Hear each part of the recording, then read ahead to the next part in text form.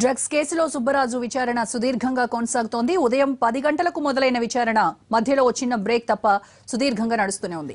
ఈ విచారణకు మరికొన్ని గంటల సమయం పట్టేలా ఉంది. సుబ్బరాజు కీలక సమాచారం ఇస్తున్నారని అకున్ సబర్వాల్ చెబుతున్నారు.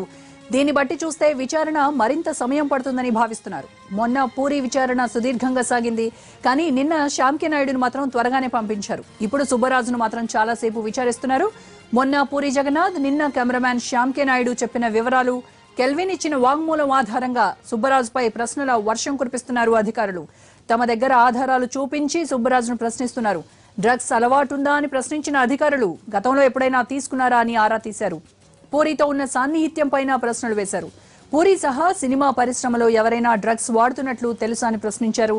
రేపు తరుణ్ ప్రశ్నించనుంది సిట్. అలాగే హైదరాబాద్ లోని బార్లు, పబ్బుల యజమానులకు కూడా నోటీసులు జారీ అయ్యాయి. రేపు విచారణకు హాజరు కావాల్సిందిగా ఆదేశాలు జారీ చేశారు అధికారులు.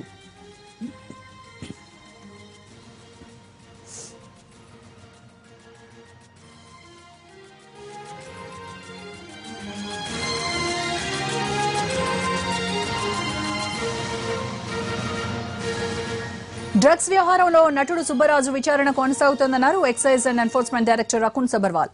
మరికొన్ని గంటల పాటు ఆయన ప్రశ్నిస్తామని తెలిపారు. అలాగే నటి ముమైత్ ఖాన్ కు నోటీసులు పంపామని, ఈ నెల 27న విచారణకు రావాల్సిందిగా ఆదేశించామని వివరించారు ఆయన.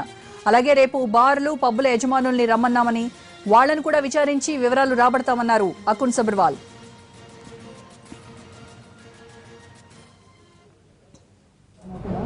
మన ఇంటర్వ్యూయింగ్ మరియు క్వశ్చనింగ్ యాక్టర్ సుబ్బరాజుకి నడుస్తుంది.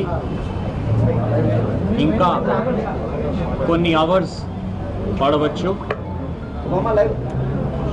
కొన్ని మంచి ఇన్ఫర్మేషన్ మరియు మంచి ఇన్డెప్త్ ఇన్ఫర్మేషన్ రావడానికి ఆస్కారాలు ఉన్నాయి. కాబట్టి క్వశ్చనింగ్ ఇంకా కొన్ని అవర్స్ నడుస్తుంది.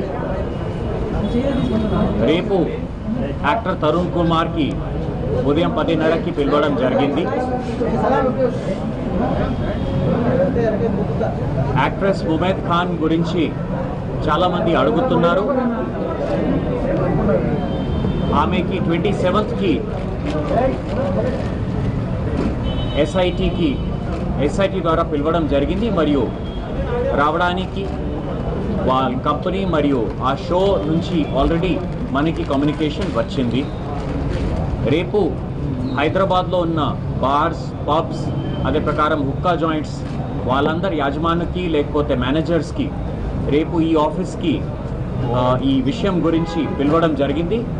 కొంతమంది క్వశ్చనింగ్లో, అదే ప్రకారం కొంతమంది పెడ్లర్స్ క్వశ్చన్లో కూడా కొన్ని పేరు బయట వచ్చినాయి. కాబట్టి ఈ బార్స్, పబ్స్కి లైసెన్సింగ్ మన బాధ్యత ఉంది. కాబట్టి వాళ్ళకి రేపు ఈ ఆఫీస్కి ఉదయం పిలవడం జరిగింది.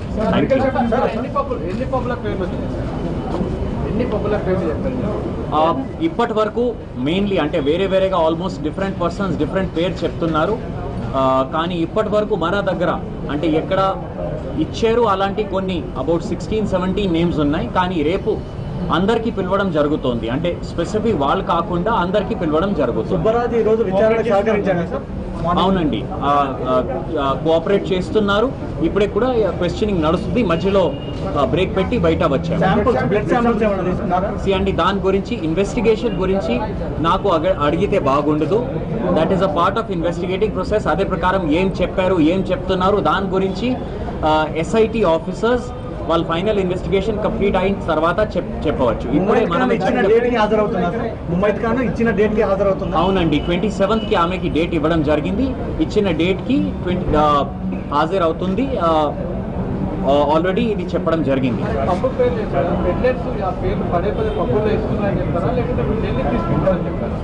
అండి కొన్ని పబ్స్లో లేకపోతే ఈ వెస్ట్ ఆఫ్రికన్ అమ్మడం, లేకపోతే ఎవరు మన అదుపులో ఉన్నారు వాళ్ళు అమ్మడం, లేకపోతే వాళ్ళ పేరు బయట రావడం వలన వీళ్ళకి పిలవడం. అండి దాని గురించి నాకే తెలియదు. అంటే క్వశ్చన్ ఇన్వెస్టిగేషన్ తర్వాత తెలుస్తుంది.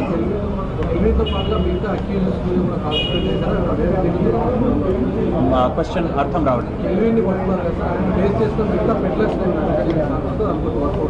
అర్థం రాలేదు.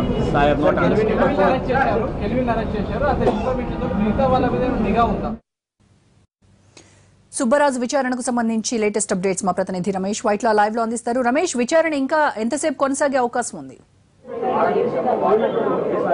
సుబ్బరాజు విచారణ కొద్దిసేపటి క్రితమే ముగిసింది అని చెప్పి సిట్ అధికారులు చెప్పడం జరిగింది. అయితే ఆ తర్వాత మళ్ళీ కొద్దిసేపటి క్రితమే డైరెక్టర్ ఎన్ఫోర్స్మెంట్ అకున్ సబర్వాల్ బయటికి వచ్చి మీడియాతో మాట్లాడుతూ ఇంకా విచారణ ముగియలేదు, విచారణ తీవ్ర స్థాయిలో కొనసాగుతుంది, సుబ్బరాజు కొత్త కొత్త పేర్లు చెప్తున్నాడు, సుబ్బరాజు చెప్పే కొత్త పేర్లతోటి విచారణలో చాలా కీలక దశ చేరుకోబోతుంది. అంతేకాకుండా సుబ్బరాజు చెప్తున్న పేర్లను చూస్తుంటే తాము కొత్త కొత్త విషయాలు వెళ్ళలోకి వస్తున్నట్టు కనబడుతుంది.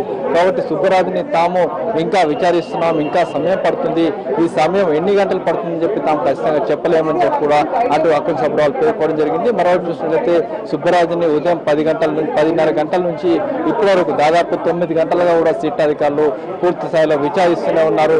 ఈ విచారణలో కొన్ని కీలకమైన అంశాలు పేర్కొనడం జరిగింది. దీంతో పాటుగా కొంతమంది నటుల పేర్లు కూడా దాదాపు 10-15 మంది నటుల పేర్లు కూడా ఎవరైతే సినిమా ఇండస్ట్రీలో డ్రగ్స్ వాడుతున్నారో వాళ్ళ పేర్లు కూడా సుబ్బరాజు పేర్కొన్నట్టుగా మనకు సమాచారం.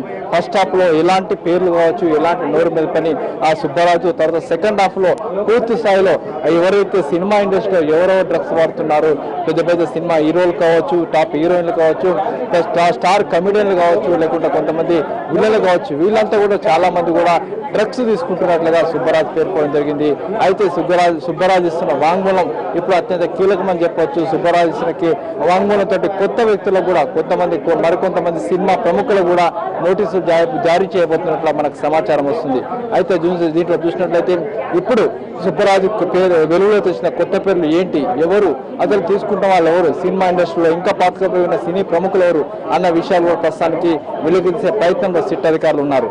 అయితే సుబ్బరాజు చెప్తున్న పేర్లలో చాలా మంది పెద్దవాళ్ళు ఉన్నారు, చాలా మంది సినీ ప్రముఖులు ఉన్నారు, చాలా మంది కమెడియన్ ఉన్నారు, ఒక స్టార్ హీరో, ఒక స్టార్ హీరో సంబంధించిన కూతురు కూడా దీంట్లో ఉన్నట్టుగా సమాచారం వస్తుంది.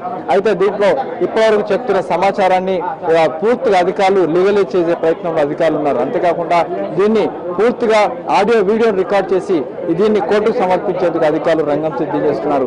అయితే మరోవైపు చూసినట్టయితే సుబ్బరాజు చెప్తున్న పేర్లు కావచ్చు, నేను శ్యామ్ కే నాయుడు చెప్పిన పేర్లు కావచ్చు, అటు పూరి జగన్నాథ్ కూడా కొన్ని కొత్త పేర్లు చెప్పడం జరిగింది. దాంట్లో కూడా ఒక ప్రముఖ హీరో, ఓల్డెస్ట్ హీరో వాళ్ళ కూతురుతో పాటు వాళ్ళ కొడుకు కూడా పెద్ద మొత్తంలో డ్రగ్స్ తీసుకున్నట్లుగా ఆ పేర్లలో పూరి జగన్నాథ్ చెప్పడం జరిగింది. పూరి జగన్నాథ్ చెప్పిన పేర్లను ఆధారంగా తీసుకుని వాళ్ళకు కూడా నోటీసులు ఇస్తామని చెప్పి కూడా అధికారులు అంటున్నారు. అయితే ఇప్పుడు చూసినట్టయితే ఆ స్టార్ హీరో, ఆ గతంలో ఓల్డ్ హీరో ఎవరు, ఆ ఓల్డ్ హీరో సంబంధించిన కూతురు కొడుకు వారన్న కూడా ప్రశ్నానికి ఒక క్వశ్చన్ మార్క్ మారడం జరిగింది. ఏదైనప్పుడు కూడా సుబ్బరాజు చెప్తున్న కొత్త విషయాలు పూర్తిగా సంచలనం రేకెత్తిస్తున్నాయి. సంచలనంతో పాటు సినిమా ప్రపంచంలో, టాలీవుడ్ ప్రపంచంలో ఒక ప్రకంపన సృష్టించబోతుంది. స్టార్ హీరోలు, స్టార్ కమెడియన్లు, దాంతోపాటుగా పెద్ద పెద్ద హీరోలు కూడా ఈ డ్రగ్స్ తీసుకున్న వివరాన్ని కూడా సుబ్బరాజు వెలుగులోకి తెచ్చడం జరిగింది. ఈ విషయాన్ని పూర్తిగా అధికారికంగా కూడా సుబ్బరాజు పేర్కొన్నాడు. కాబట్టి దీన్ని లీగలైజ్ చేసే ప్రయత్నం ప్రస్తుతానికి ఉన్నారు. మరోవైపు సుబ్బరాజు విచారణ మరికొంత సమయం పట్టే అవకాశం ఉంది, మరికొన్ని గంటలు కూడా పడుతుందని చెప్పి కూడా అధికారులు అన్నారు. కాబట్టి సుబ్బరాజు విచారణకి పూర్తి కాలేదు, సుబ్బరాజు విచారణ మరికాసేపులో అవుతుందని చెప్పి అధికారులు అంటున్నారు. రమేష్, అయితే సుబ్బరాజు చెప్పిన దాన్ని బట్టి ఇండస్ట్రీలో మరికొంతమంది హీరోలు, హీరోయిన్లు కూడాను ఈ డ్రగ్స్ వాడుతున్నారని చెప్పారు. అలా మరి సుబ్బరాజు సంగతి ఏంటి? సుబ్బరాజు డ్రగ్స్ వాడతారా? ఆయనకి డ్రగ్స్ వాడే అలవాటు ఉందా? ఈ విషయంపై క్లారిటీ ఏమైనా వచ్చిందా? ఎందుకంటే ఆయన విచారణకు వెళ్లే ముందు కూడా ఇంగ్లీష్ మెడిసిన్ అలవాటే లేదు అని చెప్పారు. సుబ్బరాజు తాను డ్రగ్స్ వాడునని చెప్పి ముందస్తుగా అతను కూడా చెప్పే ప్రయత్నం చేశాడు, చాలా వరకు నమ్మించే ప్రయత్నం చేశాడు. అందుకు సంబంధించిన ఆధారాలు చూపెట్టడం జరిగింది. దానికి సంబంధించి తాను ఇంగ్లీష్ మెడిసిన్, ఏదైనా జబ్బు చేసినప్పుడు ఇంగ్లీష్ మెడిసిన్ కూడా తాను తీసుకోవాలని కూడా సుబ్బరాజు పదే చెప్పడం జరిగింది. అయితే ఫస్ట్ హాఫ్ లో అధికారులు అతను చెప్పిన మాటల్ని పూర్తిగా రికార్డ్ చేశారు. సెకండ్ హాఫ్ లో అధికారుల ప్రశ్నలకు ఉక్కిరిబిక్కిరైన సుబ్బరాజు ఎట్టకేలకు తాను కూడా కోరొక దశలో డ్రగ్స్ తీసుకున్నట్లు కూడా ఒప్పుకోవడం జరిగింది. అంతేకాకుండా తనతో పాటు తన స్థాయిలో ఉన్న కొంతమంది సినిమా వాళ్ళు కూడా, కొంతమంది తన స్థాయిలో అంటే నా స్థాయిలో సుబ్బరాజు స్థాయిలో ఉన్న కొంతమంది ప్రముఖులు కూడా ఇలా డ్రగ్స్కి అలవాటు అయ్యారు. ఇది పూరి కంపెనీ నుంచే తమకు డ్రగ్స్ అలవాటు అయ్యాయని చెప్పి కూడా పేర్కోవడం జరిగింది. దీంట్లో ప్రధానంగా పూరి కంపెనీ కేంద్రం విధంగా డ్రగ్స్ వ్యవహారం నడిచింది. అంతేకాకుండా కెల్విన్ అనే వ్యక్తిని పూరినే పరిచయం చేశాడు అని చెప్పి కూడా సుబ్బరాజు పేర్కొన్నారు. ముఖ్యంగా కెల్విన్ ఒక ఈవెంట్ ఆర్గనైజర్ అయినప్పుడు కూడా ఈవెంట్ ఆర్గనైజర్తో పాటు ఆ డ్రగ్ పెడ్లర్ డ్రగ్ డీలర్ అని చెప్పి కూడా ఆ తర్వాత వెలుగులోకి రావడం జరిగింది. ఆ తర్వాత ఎప్పటికప్పుడు చాలా మంది ప్రముఖులు కెల్విన్ దగ్గర నుంచి డ్రగ్స్ తెప్పించుకున్నారు, కెల్విన్ దగ్గర నుంచి పెద్ద మొత్తంలో డ్రగ్స్ తీసుకున్నారు. కాబట్టి ఈ విషయాలు కూడా పూర్తి స్థాయిలో తాను చెప్తున్నాను, ఈ విషయాలు కూడా నమ్మండి అని చెప్పి చెప్పడం జరిగింది. సినీ ప్రముఖులు చాలా మంది పేర్లను కూడా అతను రివీల్ చేయడంతో ఇప్పుడు వాళ్ళ పేర్లకు ఎలా లీగలైజ్ చేయాలి, ఎలా ఆధారాలు సేకరించాలన్న కోణాలు ప్రస్తుతానికి అధికారులు అతని దగ్గర నుంచి పూర్తి సమాచారం సేకరిస్తున్నారు. ఇందుకు సంబంధించిన ఆధారాలు సుబ్బరాజు దగ్గర ఏమైనా ఉంటే కలెక్ట్ చేసే ప్రయత్నంలో ఉన్నారు. దీన్ని పూర్తిగా లీగలైజ్ చేసే ప్రయత్నంలో సిట్ అధికారులు ఉన్నారు. రైట్ రమేష్, మీరు లైన్ లో ఉండండి ఒక నిమిషం. డ్రగ్స్ కేసు విచారణకు రావాల్సిందిగా పబ్బులు బార్ల యజమానులకు సిట్ నోటీసులు జారీ చేయడానికి సంబంధించి పూర్తి ఇన్ఫర్మేషన్ మా ప్రతినిధి శర్మ లైవ్ లో అందిస్తారు. శర్మ, పబ్బులు బార్ల యజమానులకు నోటీసులకు సంబంధించి పూర్తి ఇన్ఫర్మేషన్ ఏంటి?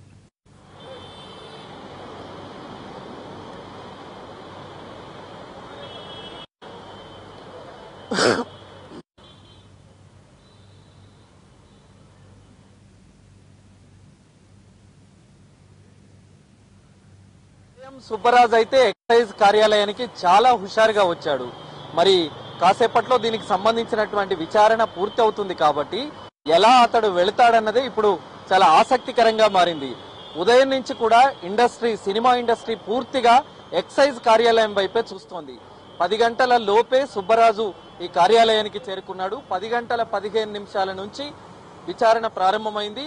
3 అధికారులు ప్రత్యేకంగా 1 గంట సమయం వరకు అతన్ని విచారించారు. మళ్ళీ 1 గంట నుంచి 2 గంటల వరకు లంచ్ బ్రేక్ ఇచ్చారు. మళ్ళీ 2 గంటల తర్వాత విచారణ కొనసాగుతుంది. కొద్దిసేపటి క్రితమే ఎన్ఫోర్స్మెంట్ డైరెక్టర్ అకున్ సబర్వాల్ కూడా బ్రేక్ ఇచ్చి బయటికి వచ్చాను అని చెప్పారు. విచారణ అయితే కొనసాగుతుంది. విచారణకు సుబ్బరాజు అన్ని విధాలా సహకరిస్తున్నాడు అనేటువంటి విషయాన్ని చెప్పాడు. అయితే కీలక విషయాలు సుబ్బరాజు నుంచి రాబట్టామనేటువంటి విషయాన్ని కూడా చెప్పిన సందర్భంలో డ్రగ్స్ వ్యవహారం చాలా కీలక మలుపు తిరిగేటువంటి అవకాశం మనకు కనిపిస్తోంది.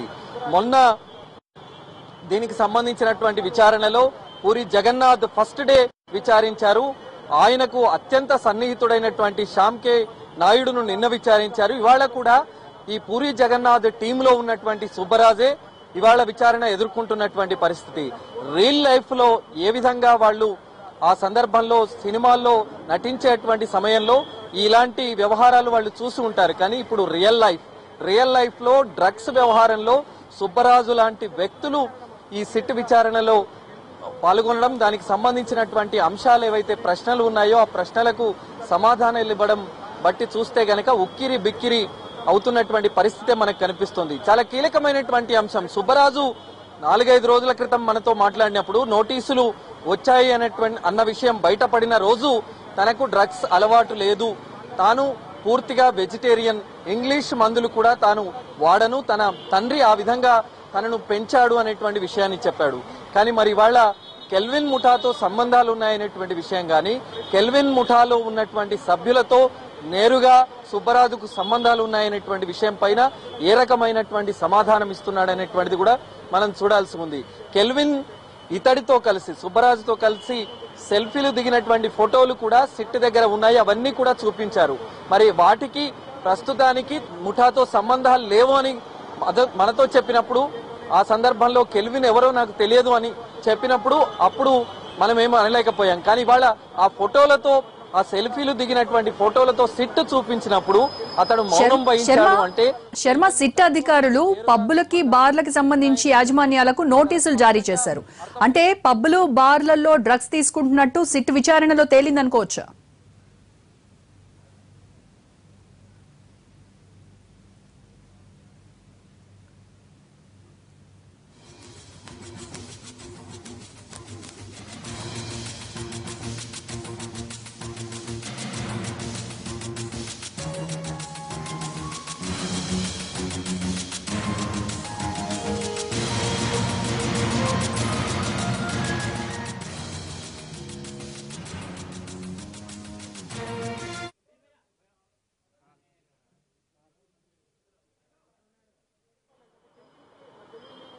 హలో,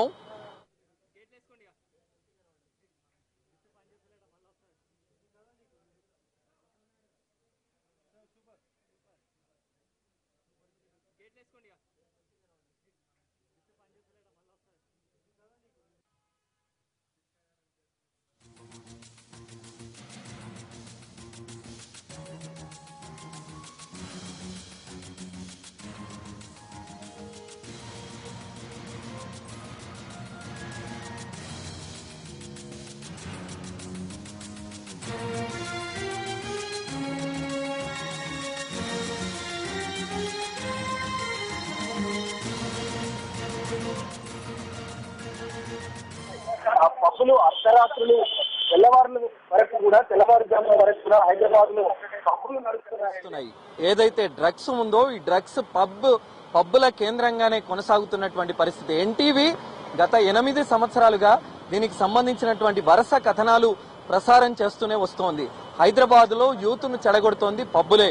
ఆ పబ్బులు అర్ధరాత్రులు తెల్లవారుజామున వరకు కూడా హైదరాబాద్ లో పబ్బులు నడుస్తున్నాయంటే అక్కడ యూత్ విచ్చలవిడిగా మద్యం సేవించడం గాని డ్రగ్స్ తీసుకోవడం గాని చేస్తూ అర్ధరాత్రు రోడ్ల పైన తూగుతూ ఇంటికి వెళుతున్నటువంటి సందర్భాలన్నీ కూడా మనం చూపించగలిగాం. అంటే పబ్స్ ద్వారానే డ్రగ్స్ కేంద్రంగా సాగుతున్నటువంటి అంశాన్ని మనం విస్తృతంగా ప్రచారం చేయగలిగాం.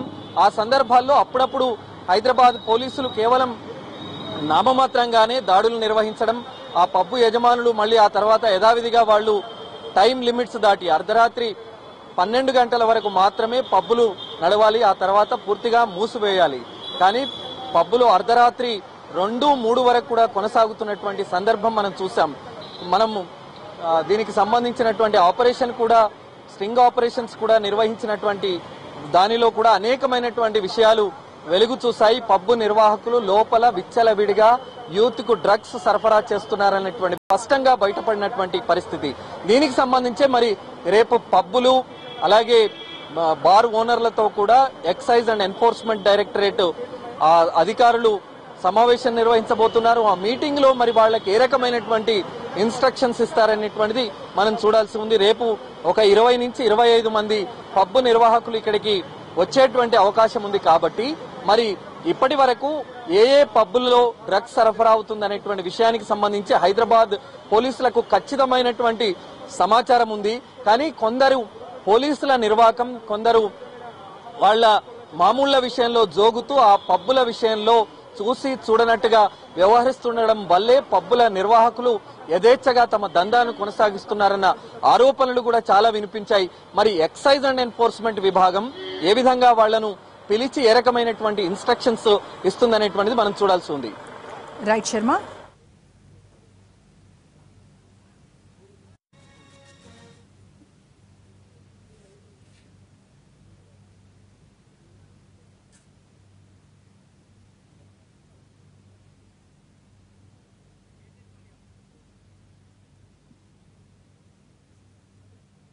ముఠాతో సంబంధాలు లేవు అని మనతో చెప్పినప్పుడు, ఆ సందర్భంలో కెల్విన్ ఎవరో నాకు తెలియదు అని చెప్పినప్పుడు అప్పుడు మనం ఏమో అనలేకపోయాం. కానీ ఇవాళ ఆ ఫోటోలతో, ఆ సెల్ఫీలు దిగినటువంటి ఫోటోలతో సిట్ చూపించినప్పుడు అతడు మౌనం వహించాడు. అంటే శర్మ, సిట్ అధికారులు పబ్బులకి